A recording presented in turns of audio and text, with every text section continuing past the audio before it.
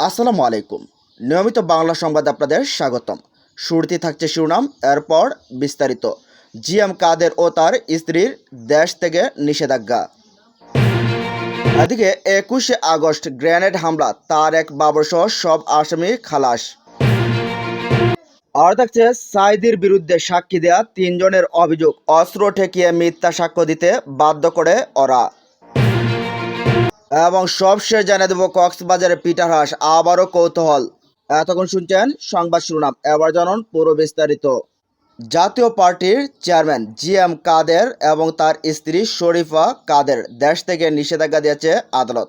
বৃহস্পতিবার সকালে আদালত এ নিষেধাজ্ঞা দিয়েছেন বলে নিশ্চিত করেছেন দুদকের উপপরিচালক আখতারুল ইসলাম। তিনি বলেন, জিএম কাদের ও তার স্ত্রীর বিদেশ গমনের নিষেধাজ্ঞা চেয়ে গত রোববার আবেদন করেন দুদকের উপপরিচালক রেজাউল করিম। এই আবেদনে বলা হয়, রংপুর-3 আসনের সাবেক সংসদ জাপার চেয়ারম্যান জিএম কাদের সহ অন্যান্যদের বিরুদ্ধে জ্ঞাত আয় বহির্ভূত সম্পদ অর্জনের অভিযোগের অনুসন্ধান চলছে। তিনি ও তার পরিবারের সদস্যদের নামে দেশের বিভিন্ন স্থানে এবং দেশের বাইরে স্থাবর অস্থাবর সম্পদ রয়েছে। দুদক জানিয়েছে, সম্পদ হস্তান্তর করে দেশ ছেড়ে পালাতে পারে জিএম কাদের ও তার স্ত্রী। আর এটা হলে অভিযোগের অনুসন্ধান কার্যক্রম ব্যাহত হওয়ার আশঙ্কা রয়েছে। এই কারণে তাদের বিদেশ গমন ঠেকাতে দরকার বলে এই আবেদন বলা হয়। এদিকে 21শে আগস্ট গ্রেনেড হামলা, তারেক বাবরসহ সব আসামি খালাস। আলোচিত 21শে আগস্ট গ্রেনেড হামলা মামলায় যাবজ্জীবন কারাদণ্ডপ্রাপ্ত বিএনপির ভারপ্রাপ্ত চেয়ারম্যান তারেক রহমান ও মৃত্যুদণ্ডপ্রাপ্ত সাবেক স্বরাষ্ট্র প্রতিমন্ত্রী লুৎফুজ্জামান বাবরসহ সব আসামিকে হাইকোর্টের দেয়া খালাসের আদেশ বহাল রেখেছে আপিল বিভাগ। বৃহস্পতিবার প্রধান বিচারপতি ডক্টর সৈয়দ রেফাত আহমেদ নেতৃত্বাধীন আপিল বিভাগ এ রায় দেন। খালাস পাওয়া মৃত্যুদণ্ডপ্রাপ্ত 19 আসামি হলেন সাবেক স্বরাষ্ট্র প্রতিমন্ত্রী লুৎফুজ্জামান বাবর, সাবেক উপমন্ত্রী আব্দুস সালাম পিন্টু, মেজর জেনারেল অবসরপ্রাপ্ত রেজ্জাকুল হায়দার ও অন্যান্য জন। গত 31শে ডিসেম্বর বিচারপতি এ কে এম আসাদুজ্জামান, বর্তমানে আপিল বিভাগের বিচারপতি ও বিচারপতি সৈয়দ এনায়েত হোসেনের হাইকোর্ট বেঞ্চে সব আসামিকে খালাস দিয়ে রায় দেন। 19শে ডিসেম্বর রায়ের পূর্ণাঙ্গ অনুলিপি প্রকাশ করা হয়। এরপর রাষ্ট্রপক্ষ পৃথক লিভ টু আপিলের অনুমতি চেয়ে আবেদন করেন। গত 1 জুন হাইকোর্টের রায়ের বিরুদ্ধে রাষ্ট্রপক্ষকে আপিলের অনুমতি দেওয়া হয়। এরপর আপিলের উপর 6 দিন শুনানি শুরু হয়। 2004 সালের 21শে আগস্ট রাজধানীর বঙ্গবন্ধু অ্যাভিনিউয়ে গ্রেনেড হামলার ঘটনা ঘটে। এ ঘটনায় করা মামলায় হত্যা ও বিস্ফোরণের মামলা 2018 সালের 10 অক্টোবর ঢাকা দ্রুত বিচার ট্রাইব্যুনাল একে রায় দেন। রায়ে সাবেক স্বরাষ্ট্র প্রতিমন্ত্রী লুৎফুজ্জামান বাবর ও সাবেক শিক্ষামন্ত্রী উপমন্ত্রী আব্দুস সুবহান পিন্টু সহ 19 জনের মৃত্যুদণ্ড দেওয়া হয়। বিএনপির ভারপ্রাপ্ত চেয়ারম্যান তারেক রহমান সহ 19 জনকে দেওয়া হয় যাবজ্জীবন কারাদণ্ড। এছাড়া 11 জনকে বিভিন্ন মেয়াদে কারাদণ্ড ও অর্থদণ্ড দেন বিচারিক আদালত। রায়ের পর 2018 সালে বিচারিক আদালতের রায়সহ মামলা দুটি নথিপত্র হাইকোর্টে এসে পৌঁছায়।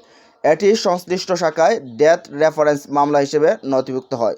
গত বছরের 1 ডিসেম্বর হাইকোর্ট যাবজ্জীবন কারাদণ্ডপ্রাপ্ত তারেক রহমান ও মৃত্যুদণ্ডপ্রাপ্ত সাবেক স্বরাষ্ট্র প্রতিমন্ত্রী লুৎফুজ্জামান বাবরসহ সব আসামিকে খালাস দেন। রাষ্ট্রপক্ষ হাইকোর্টের রায়ের বিরুদ্ধে আপিল করেন। 6 দিনের শুনানি শেষে আজ আপিল বিভাগ এ রায় দেন। এদিকে আল্লামা সাঈদীর বিরুদ্ধে সাক্ষী দেয়া 3 জনের অভিযোগ, অস্ত্র ঠেকিয়ে মিথ্যা সাক্ষ্য দিতে বাধ্য করে ওরা। নির্যাতনের মাধ্যমে আল্লামা দেলোয়ার হোসেন সাঈদীর বিরুদ্ধে মিথ্যা সাক্ষ্য দিতে বাধ্য করায় সাবেক প্রধানমন্ত্রী শেখ হাসিনা সহ 40 জনের নামে আন্তর্জাতিক অপরাধ ট্রাইব্যুনালে অভিযোগ করেছেন 3 সাক্ষী। বুধবার দুপুরে ট্রাইব্যুনালের চিফ প্রসিকিউটরের কার্যালয়ে এ অভিযোগ করেন তারা। 3 সাক্ষী হলেন মাহবুবুল আলম হাওলাদার, মাহতাবউদ্দিন ও আলতাফ হাওলাদার। তাদের পক্ষে অভিযোগটি দায়ের করেন সুপ্রিম কোর্টের আইনজীবী পারভেজ হোসেন। শেখ হাসিনা ছাড়া অন্য আসামিরা হলেন আন্তর্জাতিক অপরাধ ট্রাইব্যুনালের তৎকালীন চেয়ারম্যান বিচারপতি নিজামুল হক নাসিম, সাবেক আইনমন্ত্রী শফিক আহমেদ, সাবেক আইন প্রতিমন্ত্রী কামরুল ইসলাম, আন্তর্জাতিক অপরাধ ট্রাইব্যুনালের সাবেক বিচারপতি এটিএম ফজলে কবির, ফিরোজপুর 1 আসনের এমপি এ কে এম আউয়াল ওরফে সাইদুর রহমান সহ 40 জন। অভিযোগে ফিরোজপুরের মুক্তিযোদ্ধা কমান্ডার মাহবুবুল আলম হাওলাদার বলেন, 2009 সালে 30শে আগস্ট স্থানীয় এমপি এ কে এম আব্দুল আওয়ালের ফোনে পরের দিন তার বাসভবনে যায়। সেখানে অস্ত্র মামলার আসামি আখতারুজ্জামান কলু, জিয়াউল আহসান গাজী সহ আওয়ামী লীগ, যুবলীগ, ছাত্রলীগের আরও কয়েকজন নেতৃত্ববৃন্দ উপস্থিত ছিল। এক পর্যায়ে এমপি সাহেব আমাকে বলেন তার সঙ্গে উকিলের চেম্বারে যেতে। আমি কারণ জানতে চাইলে তিনি বলেন, সাঈদীর বিরুদ্ধে তোমাকে একটা মামলা করতে হবে। আমি বললাম, কেন তার বিরুদ্ধে আমি মামলা করতে যাব? তখন আউয়াল উত্তেজিত হয়ে আমাকে বলেন, এটা প্রধানমন্ত্রী শেখ হাসিনার নির্দেশ। আমি তাতে রাজি না হওয়ায় এমপি আউয়াল চেয়ার থেকে উঠে এসে আমাকে চড় থাপ্পড় মারেন ও অকথ্য ভাষায় গালিগালাজ করেন।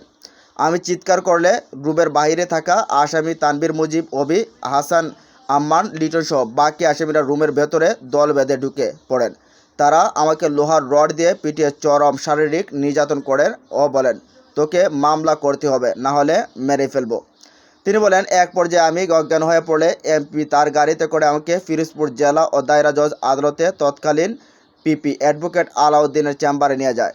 আলাউদ্দিন আগে থেকেই মামলার কাগজ প্রস্তুত করে রেখেছিল। সেই কাগজপত্র স্বাক্ষর করতে বলেন। আমি স্বাক্ষরের কারণ জিজ্ঞাসা করলে তিনি বলেন, সাঈদীর বিরুদ্ধে একটা মামলা করতে হবে। এইটা সেই মামলার কাগজ, তুমি সই করো, বাকিটা আমি দেখব। আমি স্বাক্ষর না করলে আমাকে হত্যার হুমকি দেন। তখন তানভীর মুজিব, অবি, হাসান, আম্মান, লিটন, অ্যাডভোকেট শহীদুল হক পান্না সহ আরও অনেকে উপস্থিত ছিল।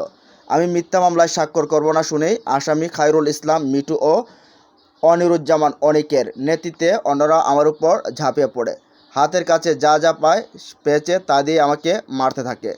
তিনি বলেন, এক পর্যায়ে ফিরোজপুর সদর থানার ওসি শেখ মোহাম্মদ আবু জাহিদের কাছে থাকা অস্ত্র আসামি তানভীর মুজিবের হাতে তুলে দেয়। তখন আলাউদ্দিন আমার গলা চেপে ধরে আর অবি আমার মাথায় অস্ত্র ঠেকায়। এ সময় আলাউদ্দিন বলতে থাকে, এখনই মামলার কাগজে স্বাক্ষর না করলে গুলি করে হত্যা করব। আমি ভয় পেয়ে যাই এবং কাগজে স্বাক্ষর করি। কোর্টে গিয়ে ম্যাজিস্ট্রেটের কাছে আলাউদ্দিন, দেলোয়ার হোসেন, দিলীপ কুমার, শহীদুল হক পান্না, তরুণ ভট্টাচার্যের শেখানো মতো জবানবন্দি দেয় এবং মামলা করার পর তারাই আমাকে মামলার বিষয়টি নিয়ে মিডিয়াতে সাক্ষাৎকার দিতে বাধ্য করেন। তিনি বলেন, 22শে জুলাই আমাকে ঢাকায় নিয়ে আসে, আমাকে ধানমন্ডির একটি বাসায় নিয়ে একটি কাগজে স্বাক্ষর করতে বাধ্য করে। পরে জানতে পেরেছি ওই বাসাটি ট্রাইব্যুনালের তদন্ত সংস্থার অফিসার, আর উক্ত কাগজটি সাঈদী সাহেবের বিরুদ্ধে মামলার কাগজ। এরপর মামলার তদন্ত কর্মকর্তা হেলাল উদ্দিন ফিরোজপুরের জিয়ানগর থানার পায়রাহাটের রাজলক্ষ্মী স্কুলের মাঠে যায়। তারা 71 সালের মহান মুক্তিযুদ্ধের যুদ্ধ চলাকালীন সময়ের সব ঘটনা জানতে চায়। আমি ওই সময়কার যত সত্য ঘটনা জানি তা খুলে বলি। রাজাকারদের হত্যা, ধর্ষণ, লুটপাট সহ সকল অপকর্মের সত্য ঘটনাগুলো সব তাকে বলি। কিন্তু আমরা কেউই সাঈদী হুজুরের বিরুদ্ধে কিছু বলিনি। তাকে আমাদের মধ্যে অনেকেই তখন চিনতাম। তিনি রাজাকার ছিলেন না। আর মহান মুক্তিযুদ্ধের কোনো ঘটনায় আমরা তার নামও বলিনি। কিন্তু পরবর্তীতে আসামি তদন্ত কর্মকর্তা হেলাল উদ্দিন আমাদেরকে বলে, তোমরা ফিরোজপুর শহর ও ইন্দুরকান্দির যেসব ঘটনা আমাকে বলেছ, সেসব ঘটনায় অন্য সকল রাজাকারের নামের সঙ্গে সাঈদীর নামও বলতে হবে। তাহলে তোমাদের আর বেশি শেখানো লাগবে না। ঘটনা তো ঠিকই ঘটেছে, খালি ওই ঘটনায় সাঈদীর নামটা ঢুকাইয়ে দিবা।